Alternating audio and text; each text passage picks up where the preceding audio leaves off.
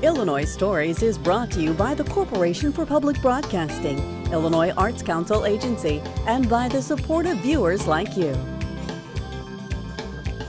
Thank you.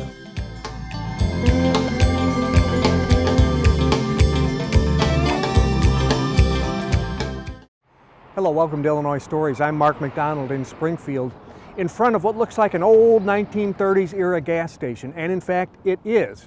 It's been a lot of things since it's been a Texaco station. Its latest reincarnation is as the latest stop on historic Route 66. Gina Lathan, it's not every day that a new museum pops up, and it pops up by three local people who just felt like certain stories and certain education had to be told. And you were able to find this old gas station, which kind of fits for your Route 66 theme, in order to do it. Yes. It's an ambitious thing. What brought it about?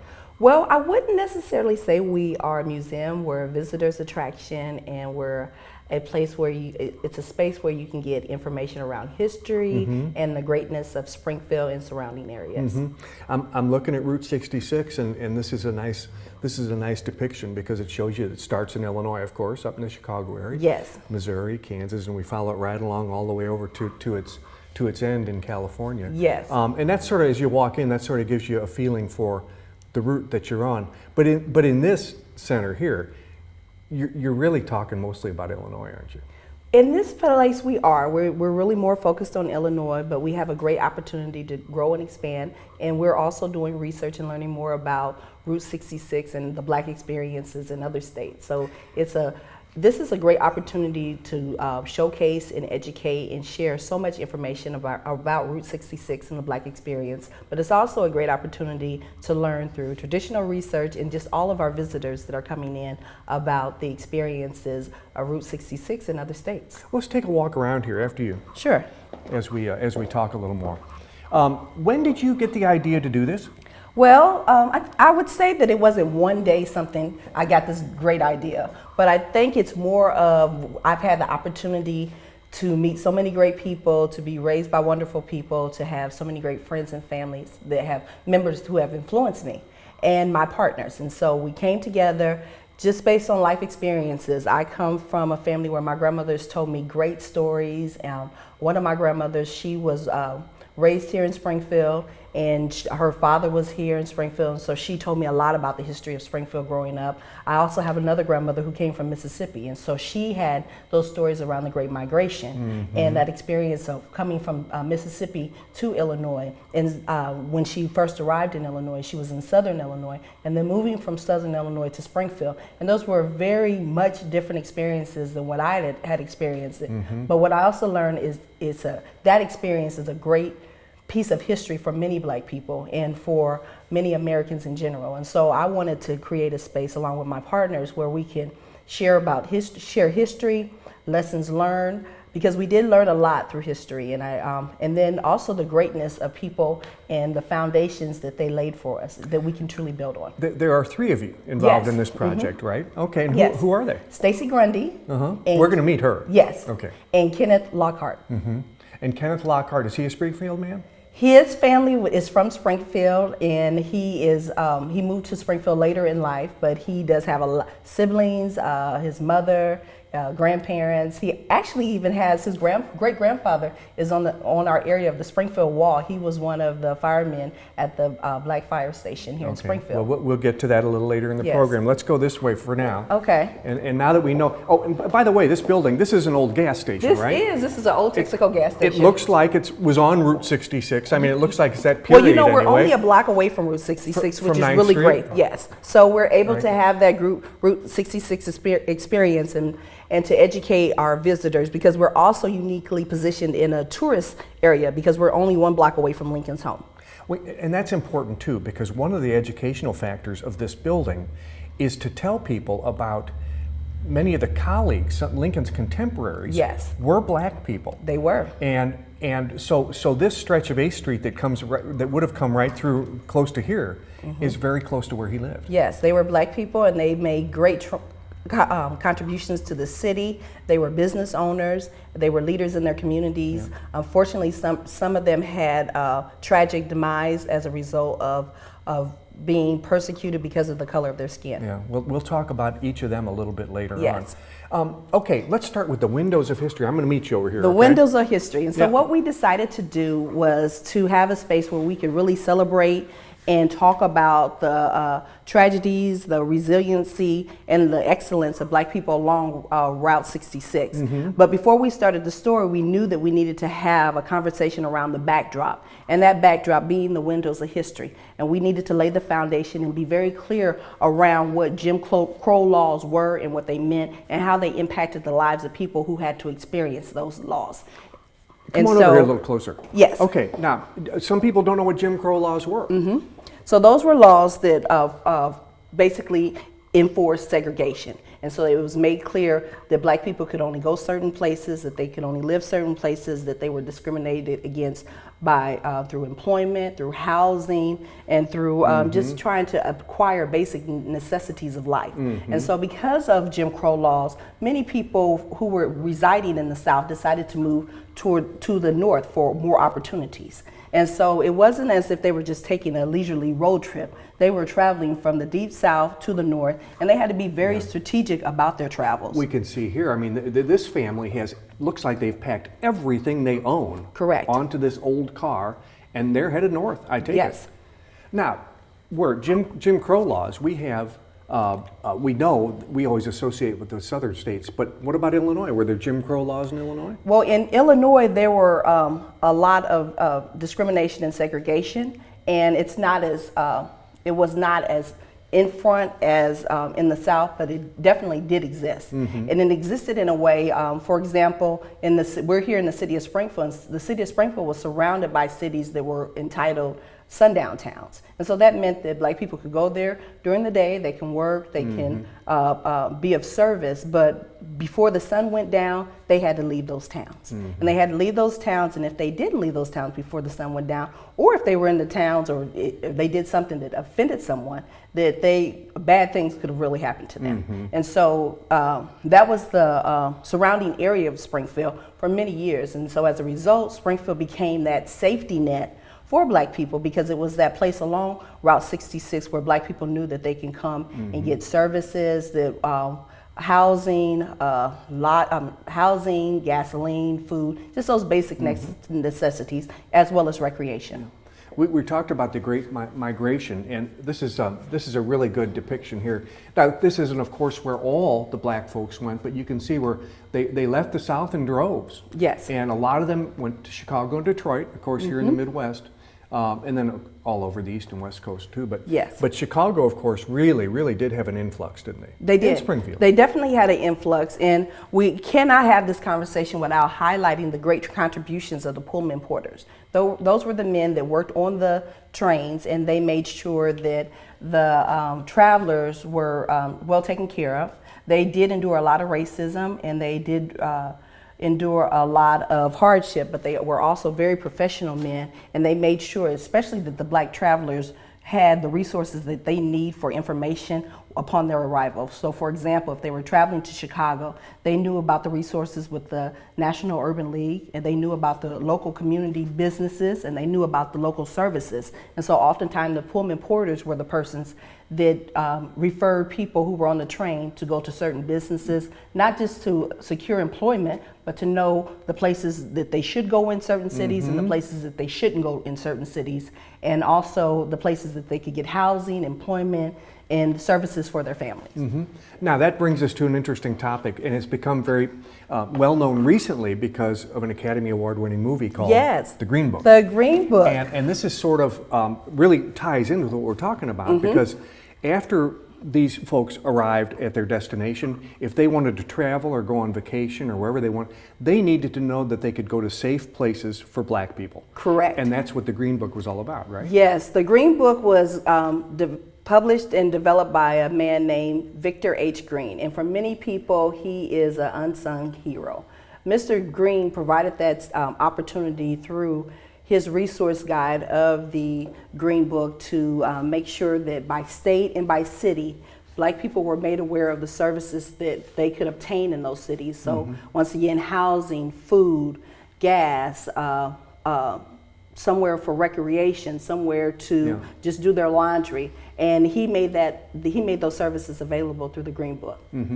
And there were, of course, and we're going to talk about this, but there were companies that were more liberal than other companies who encouraged Black people to shop there and fill up their cars there, and et cetera. Yes. And then you also have here. This is interesting too, because here's a list of in Springfield of the homes, tourist homes, where Blacks were welcomed, and beauty parlor, barber shop, taverns. These were all places, if you're traveling, you need these services. Exactly. And you need to be able to acquire them without getting in trouble. Yes, and it was during our research for putting together root history that we came across a contact with the Smithsonian, and they provided us with that insert that was from the Green Book and made us aware of the contributions that Springfield, Illinois had on the Green Book, and they were very excited to know that I was from Springfield when I was in communication with them, and so they gave me that piece of information, and I printed it out and put it on display. But what Victor Green did was, for many people, was very life-saving, and so it's an honor to be able to showcase him and tell his story and root history, and once again celebrate the excellence of someone who made great contributions to this country. And this page here, this is actually reprinted from the Smithsonian. Yes, well, it's reprinted from a Smithsonian staff person. I'm not sure if this page is actually in. Yes. Right. But they located it for exactly, you. They and did. These may ring a bell to some people. I'm going to read some of them out because Yes. The Dudley Tourist Rest Home, and that was Medell Dudley.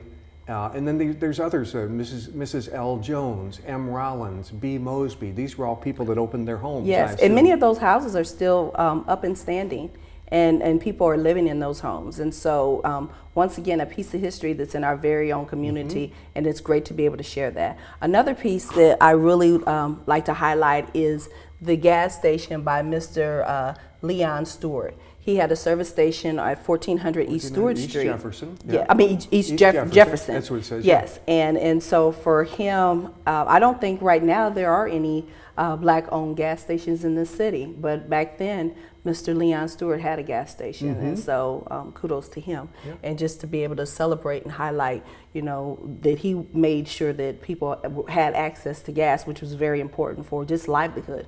Sure, and drugstores too. Ideal Drugstore, 801 East Washington, so Yes. right downtown. Yes. Was also a welcoming place.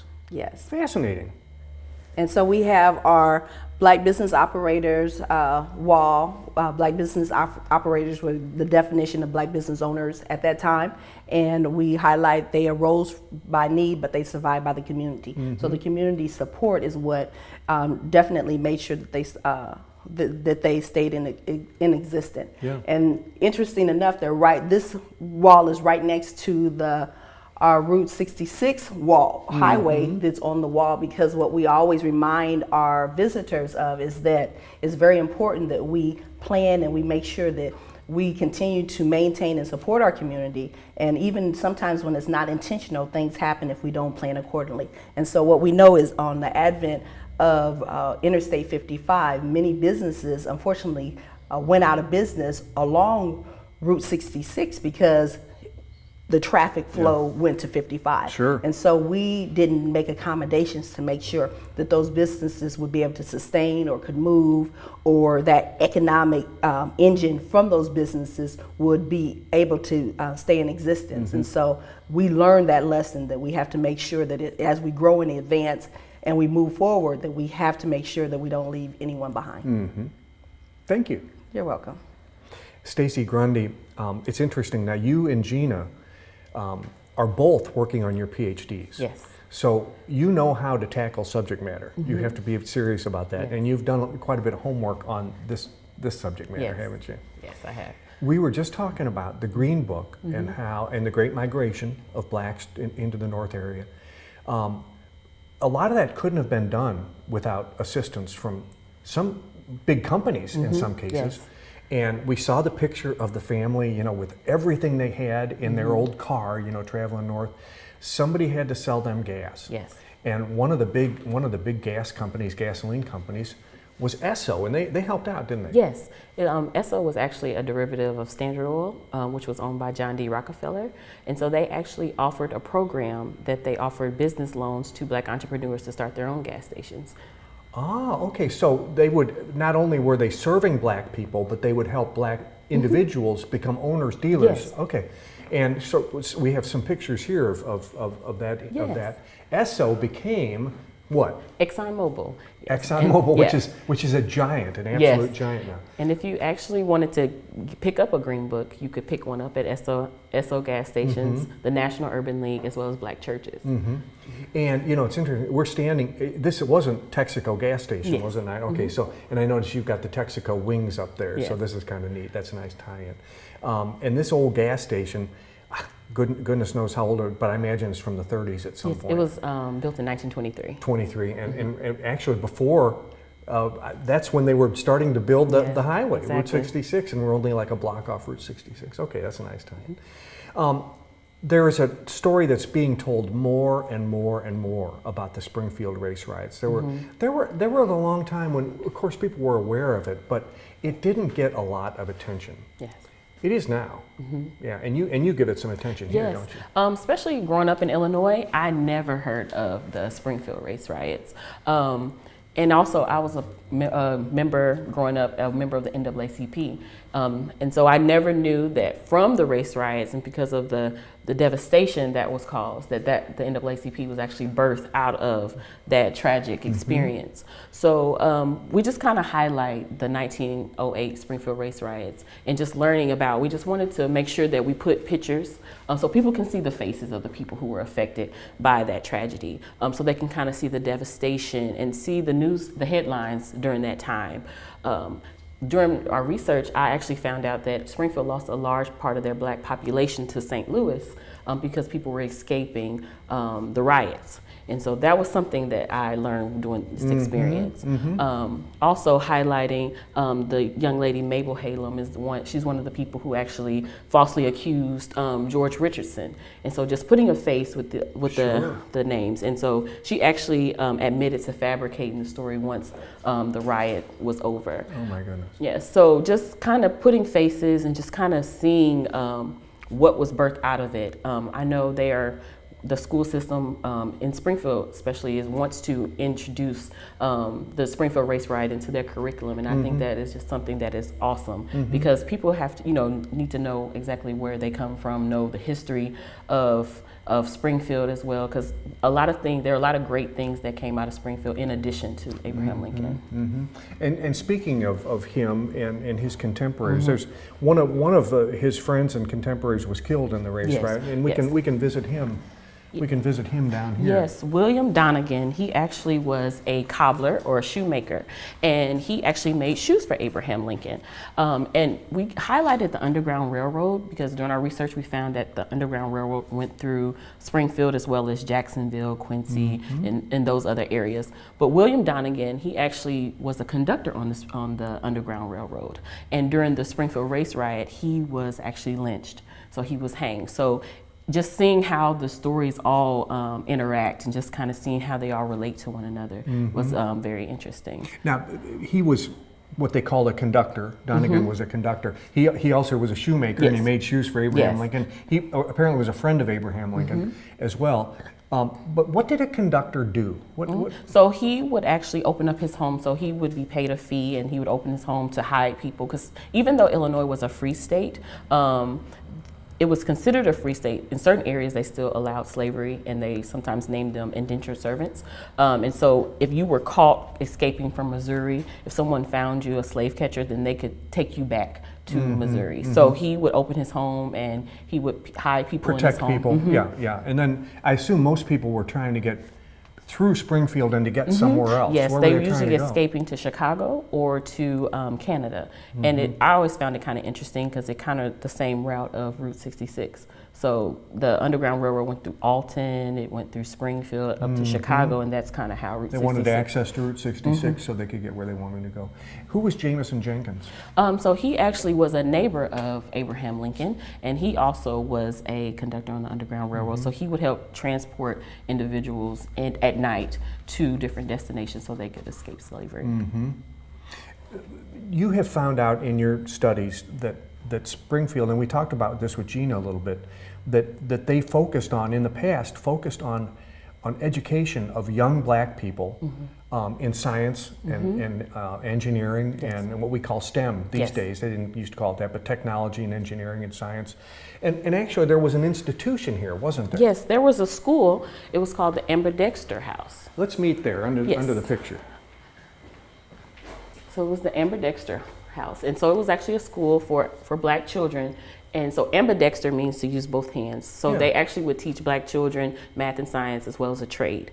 And so they modeled their school after Booker T. Washington, who started the Tuskegee Institute down in Alabama. And so they actually wanted them to be use ambidextrous. So they wanted them to, be able to be skilled in math and science as well as have a trade so that they will be ready for society and to be productive citizens. No better way to learn a trade than to know the basis, the scientific basis behind how it's happening. And then learn how to actually make it happen. This home, do we know where this was located? It was on 12th and Cass. 12th and Cass. Yes. Is it still there? Yes, it's still standing. Still there. Yes, and they actually called it the Tuskegee of the North. And so during our research, that's something that we found out. I actually have friends who are graduates of Tuskegee University, and so they were actually very proud to find out that, their neighbors in the North were actually following that model and teaching their children the same way. Stacy, we only briefly mentioned one of the most noteworthy people that you all want to highlight here in this facility, and that's Eva Carol Monroe. We mentioned her name, but we didn't talk much about her. She was very courageous, and she saw a need in the black population that wasn't being met. What did she do? Yes, so Eva Carol Monroe was the founder of the Lincoln's Colored Home, which is the first black orphanage in the city of Springfield and in the state of Illinois. And so with her, there were 3 orphanages in Springfield, and none of them would take in black children. So Eva Carol Monroe, she opened up her home and opened her home to black orphans as well as homeless seniors. So that home was opened in 1898. And then that house was torn down, and there was a new home that was built that's actually still standing on 12th and Jackson. And that home was rebuilt, and so that home was where she actually had her Lincoln's Colored Home in 1904. So did the first house burn down? Or no, they actually rebuilt it to accommodate the number of children that were. Well, she must have had more than she could handle. She was taking in children and seniors. Yes, and she actually created more of a family style home. So it wasn't just a sterile orphanage. It was a home where people were proud. Doing some of the readings, I saw that people heard laughter coming from that home, where children skipping and playing jump rope. So it was more than just an orphanage. It was actually a home for people without a home. Was she teaching school there as well, or did those kids go off to school during the day and come back to the colored home or the orphanage home? From the research, it's really not clear if she was actually teaching, but I'm sure they learned a lot of different life lessons through that home, and especially with that intergenerational connection with the seniors and the children. So I'm sure a lot of lessons were shared. So she was a real leader whose name is not very well known. Yes, and actually my background is in public health and social services, and growing up in Illinois, I never knew. I've been in Springfield 3.5 years, and I've driven down that street. For the longest, I've never known that home was. And you're from Illinois. You're from Cairo. Yes. So you would think that you would have heard of her in somewhere along the line. Yes, and even my mother, she taught school for 40 years, over 40 years, and we never heard of her. Well, she was a real pioneer, and it not only took courage, but it took probably all the resources she had to be able to afford to keep all those kids. Yes, and actually the home was actually closed because of that very reason, with credentialing. And then there was a lady, I think the mayor's wife, who actually helped her build that home, and the mayor's wife, she actually passed away, and she couldn't keep up the payments. And then as time went on, the credentialing for orphanages changed, and so she no longer qualified through the state to actually have an orphanage. So she actually leaves in the home in the 1930s. On the same wall, we've got some other really interesting things. You know, we mentioned the Green Book. Yes. And one of the places that was glad to sell, in fact, it looks like maybe it's a black-owned place, Kinsler's Lounge. Yes, it was. And this is in the 40s. Yes, those were one of the Route 66 black business operators. So that was actually sent to us from the Smithsonian in Washington, D.C. So they sent that to us to see if we could kind of recognize who those people. So those are actually people either from Springfield or travelers. And so they sent that's actually from the 1940s. You're going to have to find some old timers and see Yeah, if we they are. can See if they can jog identify their memories a parents little or bit. grandparents. And or- this must have been very unusual in 1892 for there to be a black police officer on the Yes, force. and we have been trying to find his name, but we thought that picture needed to be on our Springfield history wall to know that there was a black police officer back in 1892. There was also it was not an integrated fire department. There was a black Yes. a firehouse with black firemen, right? Yes, there were. And actually, one of our co-owners, Kenneth Lockhart, that is actually his great-grandfather and some of his colleagues in 1930s. So this actual building is still standing. It's now the Masonic Temple, Central Lodge number 3 in Springfield. And so that is actually still standing. I'll be darned. Well, very interesting. I want to thank you and Gina for helping us to take a look at this. It's been interesting. Thank you for coming. Please come back. And keep in mind, from May 15th on this year, Root History will be open every day of the week, and they have some special activities planned for outdoors. They're going to make some changes to this place before the summer, so you'll see that coming as well. With another Illinois story in Springfield, I'm Mark McDonald. Thanks for watching.